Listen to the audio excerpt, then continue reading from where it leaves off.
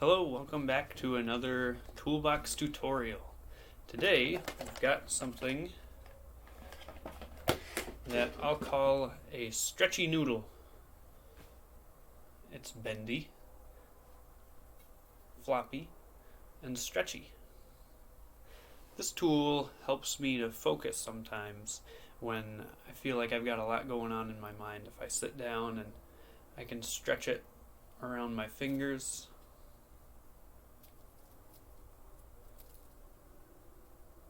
I can pretend it's a little jump rope, and it just helps my mind to relax, to have something like this to look at and feel in my hands and stretch.